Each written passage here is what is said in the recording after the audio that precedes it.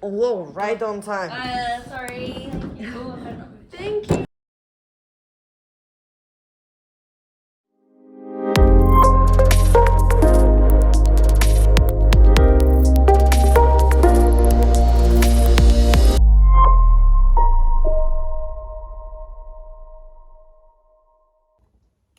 Hello everyone! Today I'm starting my series interviewing the Breakers lovely ladies from cohort October 2022 of the Break program.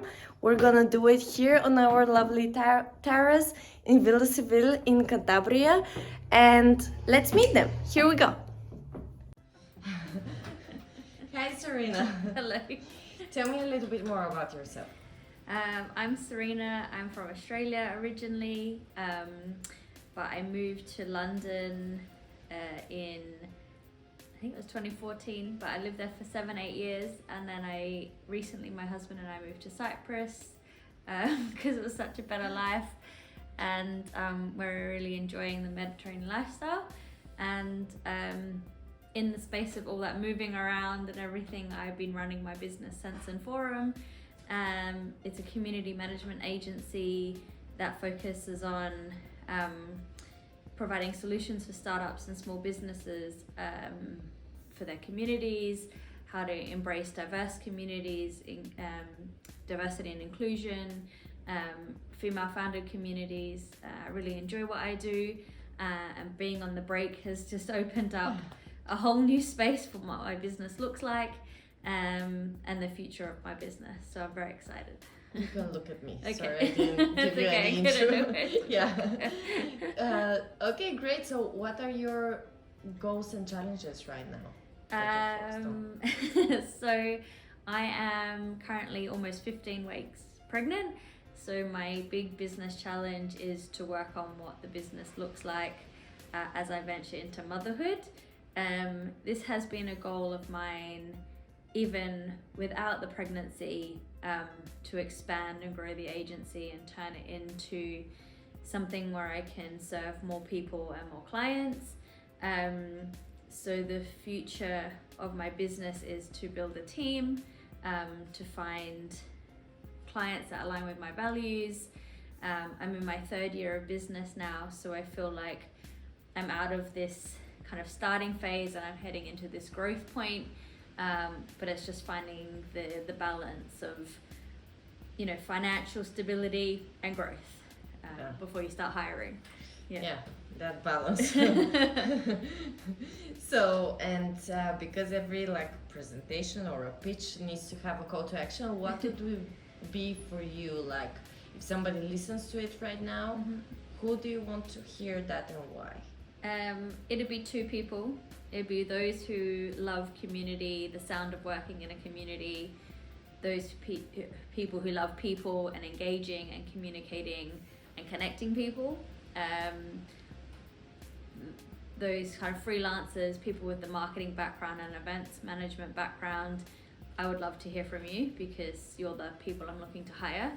And then startups and small businesses with a purpose to put people over profit, have people at the center of their brand, and to really drive change within communities and cultures. I think it's especially important for women and spaces for women or people who identify as women. So I would love to work with brands like that. I know it's a little far from the topic, but we're talking a lot about the business, which is the future, and now motherhood that is about for you to experience. But I want to go a little bit back and ask you, what would you tell to your 18-year-old self?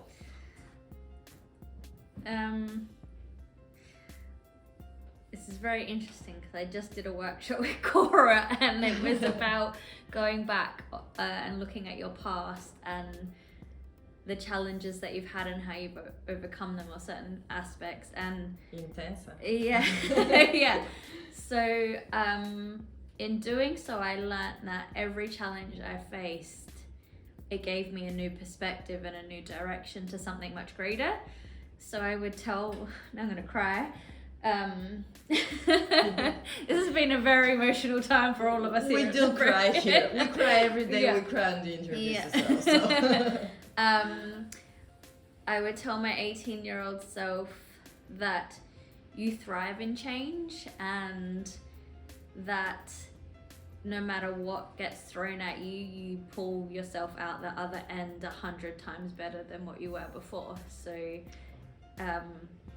yeah, your purpose in life is to just drive through the change. Yeah.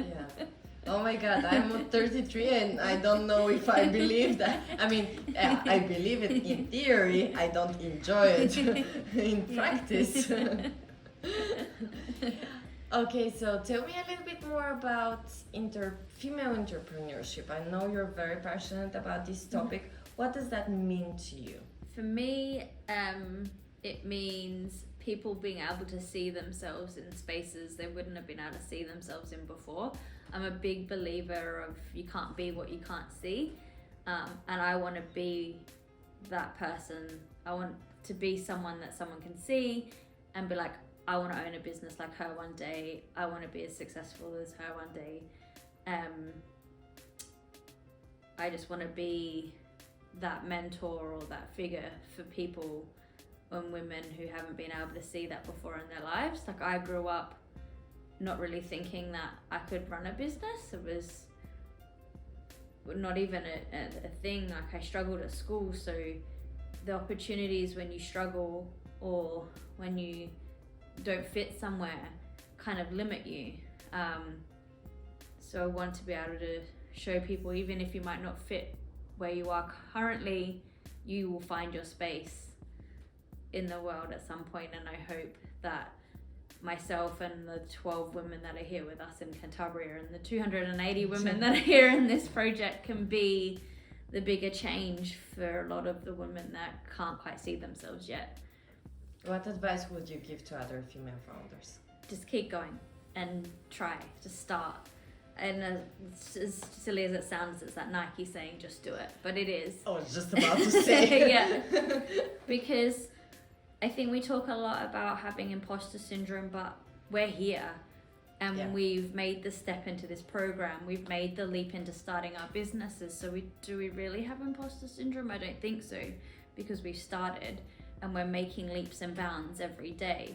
The thing we don't have is resources and the support mechanisms and the facilities to get past some of the hurdles that we need to. Like, I would love to be posting on social media every day to boost my outreach and my marketing strategy. I don't have the energy. It's not that I don't have imposter syndrome to put my face out there. I just don't have the resources or the energy to do it. So I would say just start, because the sooner you start, the sooner you can get to the point where you can find those resources. And the more people that start, the more people that are in this space, the more resources and support that will be available for us. Yeah, how is it like to be a female entrepreneur in Cyprus?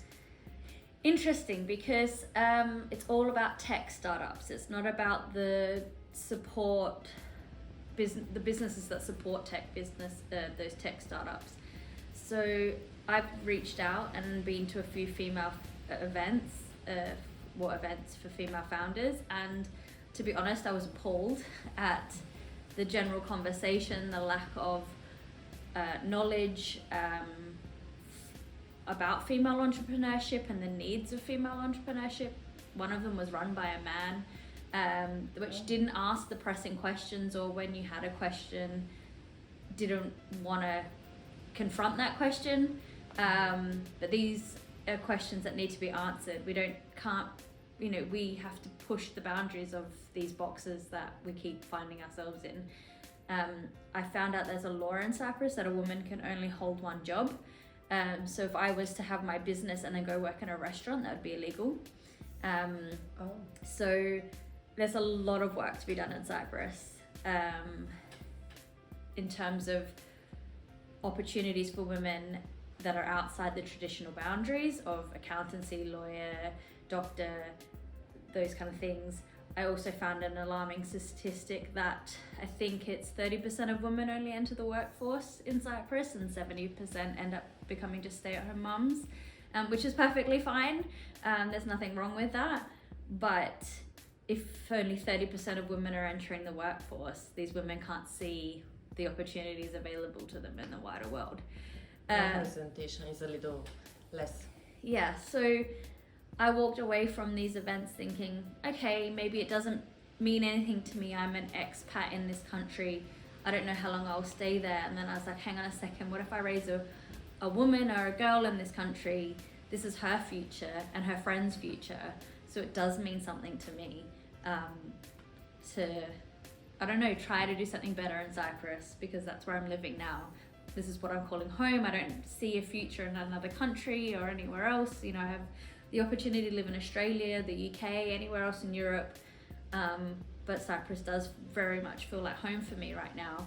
So if I can try and create some change in my small community that I'm living in, then I will try my hardest. Yeah. What do you love about Cyprus and the culture there? I was incredibly shocked by the number of digital nomads and entrepreneurs. I thought I'd have to make friends with 70-year-old retired British people, because that is mostly who finds themselves abroad in Cyprus. But in the last 5 years, there's been this amazing shift in entrepreneurs and digital nomads living and working in Cyprus. So I've never found myself in a community of like-minded people. I have 40 plus people within this community, and I could say 10 of them are our closest friends, and we always talk about our businesses. Even amongst the men, they're always asking us, how's your business going? What are your goals? What do you want to do? And if they know someone to introduce you, they will. I didn't have this in London. I was surrounded by people that had full-time jobs and didn't quite understand what it is you go through as a business owner. They just think you have lots of free time and it's fun and enjoyable, but it's not. But yeah, like, I've ended up creating my own community, living in Cyprus, to co-work with these entrepreneurs and connect with them on a weekly basis, because there's so many great minds out there. And they come and they go, but some live there permanently. And they're people from all around the world. Like, we're friends with people from France, Vietnam, Italy, Brazil, Germany, mostly Germans. It's warm. Yeah. Makes sense. But it's been incredible, like, to meet these people and for them to open up your mind and help you succeed in your business. I have one of my friends, Rita, rings me or sends me a voice note each week, updating me on her business and asking how mine is going, and then we share information and help each other within our businesses. And I was like, this is incredible. Amazing. Like, the other thing obviously about Cyprus is the great weather and the beaches, 300 days of sunshine, and it's the most amazing climate I've ever lived in. Really enjoy it. I'm in the pool almost every day, so yeah. So tell me about the break, because you're talking about co-living and connecting. So was it what you expected? I didn't know what to expect. I kind of throw myself in these situations expecting nothing, because I think if I expect something, then I'd be heartbroken or disheartened. But coming in here has exceeded all my expectations in so many different ways. In challenging myself, in coming into a space where we're living with 12 people again after 2 years of being so isolated, connecting with women without really knowing much about them, but relating to them so well. I think here in Cantabria we've been very lucky. Very The way we bonded. I think I'm still learning a lot about people, but it's like we've been friends for ages. It's been incredible. And a lifetime. Yeah, exactly. I don't know how they did it, what magical formula they used, but they got us right. They got us all right. The other thing for me personally is that I'm in a space where I'm growing a baby, and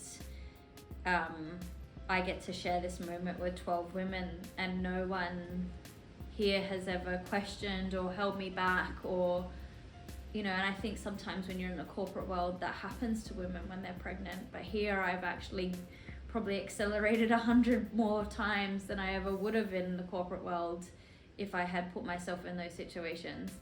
I'm very lucky to have found a women's circle, and I think every woman at every point in her life needs a community, but especially when you're pregnant and expecting a baby, having women around you has been the most uplifting thing ever. Yeah. Here I go again. People just get you, understand you, and respectful of the changes that you're going through, even though a lot of people here are mums themselves. I think none of us. No, I think I'm the only one. But I can't I'm just so humbled by how people have taken it on board, because I'm also super mindful of fertility and problems that women may have, and people's perception of having children. So I was very mindful of this from the beginning, that I didn't want to overwhelm people with my situation, because I too have been in that situation, and I know what it's like to be in a room full of women and then they just start talking about their pregnancy, and I'm like, not right now. So I'm super, super grateful that everyone here has embraced it just as much as I would have. You know, I've wanted to embrace it, because I don't think I've ever been in a situation where I can embrace something that's been so important to me. My business, you know, I can embrace that in certain spaces, but people don't embrace your business as much as they embrace a baby. Which I wish they would. That would be my one message. Yeah. Like, business is my baby too. Yeah. But yeah, this whole experience, even from you know, having Oscar as one of our mentors and leaders, and Gerardo, just the male perspective that's come in, and they've just been so empathetic to our needs, and have had a lovely feminine approach to understanding us. There's none of this like big masculinity in any of the spaces, which has been lovely too. Thank you so much. I have few fire questions. Yeah. What advice would you give to the next breakers? Come with no expectations. But clear your schedule. Yeah, clear your schedule for sure. I think one of the things I've had to learn is you can't do everything all of the time, and there is an expectation here to